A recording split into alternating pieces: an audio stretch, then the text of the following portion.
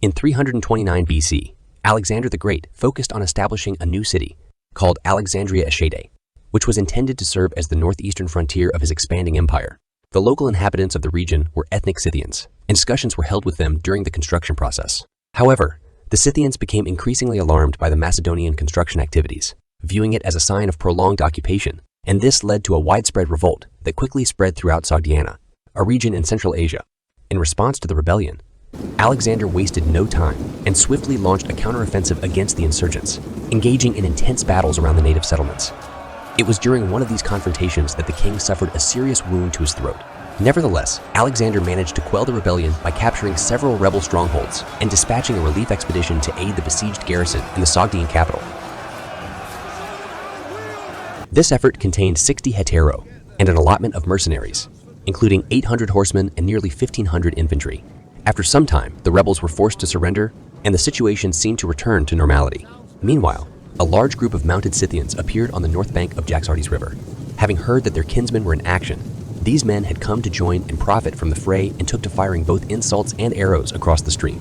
However, at the same time, news arrived that the Sogdian leader Spitamines was besieging Maricunda in the south.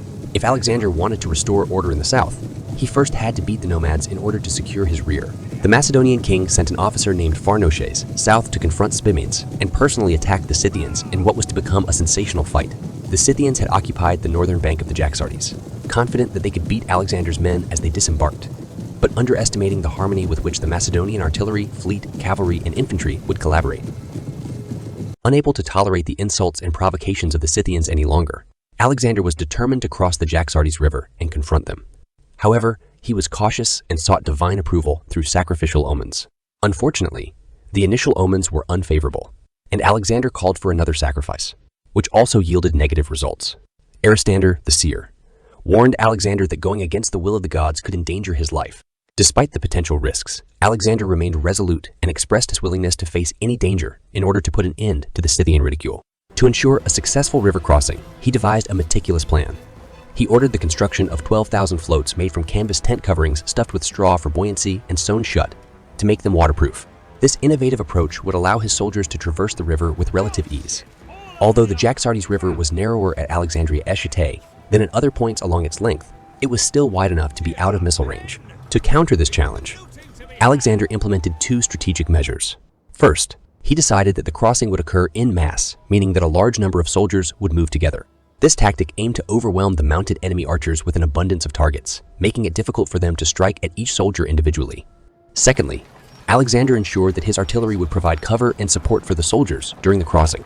This artillery support would help suppress the Scythian archers and provide an added layer of protection for his troops as they made their way across the river. The battle began with a successful artillery attack initiated by Alexander's forces. The Macedonian catapults proved to be highly effective, instantly killing one of the Scythian leaders and prompting the other Scythians to recognize the superior threat posed by the enemy's artillery compared to their own bows.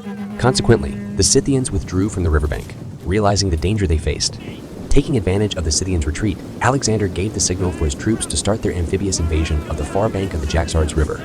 Crossing the river was now relatively easy for the Macedonians, thanks to the innovative floats they had prepared. The soldiers at the front of the floats knelt behind their shields, providing cover for those in the rear from any anticipated Scythian missile attacks. The horses were managed carefully by their riders, with the reins held firmly as they swam behind the floats during the crossing. Despite the Scythians' disorganization and withdrawal, the Macedonian soldiers on the floats were still exposed to a barrage of arrows from the retreating Scythians. To secure their position on the far bank, Alexander's archers were the first to disembark from the floats.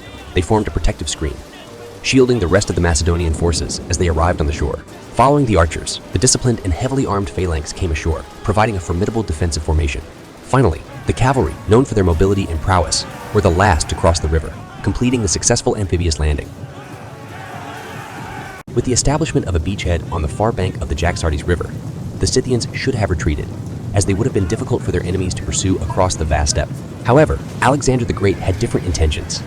He wanted to maintain contact with the Scythians and provoke a battle to assert his dominance in the region. To achieve this, he devised a risky but strategic maneuver. Alexander ordered a select group of troops to engage the Scythians in a sacrificial mission.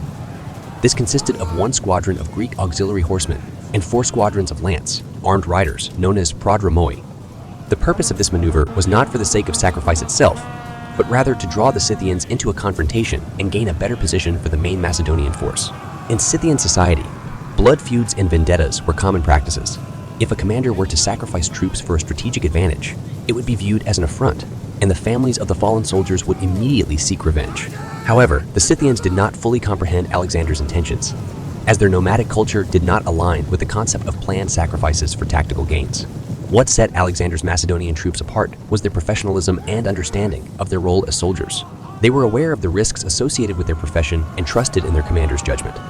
To them, engaging in this dangerous mission was a calculated professional risk, and they knew they were not being abandoned or sacrificed in vain.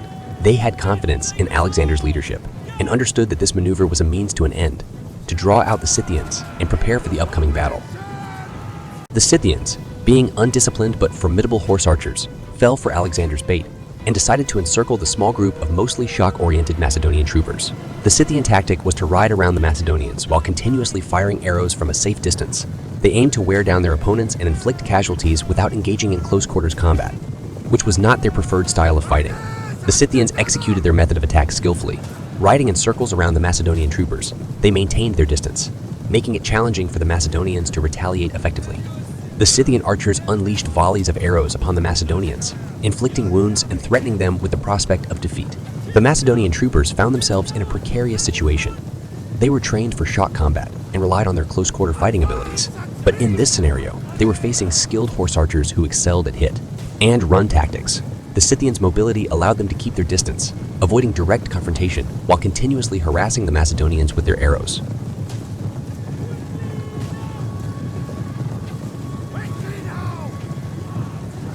Upon realizing that the Scythian formation was effectively circling around the front of his advanced force, Alexander devised a new strategy to break their encirclement. He assembled a mixed force consisting of archers, Agrionians, cavalry, and light troops, and placed them under the command of Balacrus. Balacrus's mission was to lead his diverse force in an aggressive push to penetrate the Scythian formation and disrupt their circling tactics. To support Balacrus in this critical maneuver, another force was formed, consisting of 3 squadrons of the elite companions cavalry, known for their close combat prowess, and mounted javelin men. This supporting force would expand the flanks of Balacrus's penetration, applying additional pressure on the Scythians and potentially creating gaps in their formation. At the heart of the operation, Alexander himself took personal command of the remaining cavalry. He led them directly up the center of the enemy's position, heading straight towards the heart of the Scythian formation. As Balacrus's mixed force charged forward, the Scythian circle was thrown into disarray. The Macedonian archers let fly a barrage of arrows, and the Agrionians unleashed their deadly javelins, causing chaos among the Scythian ranks. Sensing an opportunity, Alexander swiftly committed his support force to widen Balacrus's penetration and strengthen the attack. The companions' cavalry, led by some of Alexander's most trusted generals, surged forward, delivering powerful strikes and dislodging the Scythians from their formations. The Scythians, accustomed to their hit-and-run skirmishing tactics, found themselves unable to maneuver effectively against the rapid and coordinated movements of Alexander's troops. Forced into a static line, they faced a new and unfamiliar challenge. Pinned in place, they became vulnerable targets for the relentless assault of the Macedonian light troops. In a desperate bid to defend themselves, the Scythian cavalry tried to hold their ground, but the Macedonian columns continued their relentless push. The Scythians struggled to counter the onslaught, but the momentum had shifted in favor of Alexander's forces. The Scythian line began to crumble under the relentless pressure, and panic started to set in. After some time, Scythians were finally driven from the field. This turned into a long and grueling run in the summer heat that saw thirsty men and horses drinking whatever they could find in their haste. And when Alexander fell ill from bad water, the action was finally called off.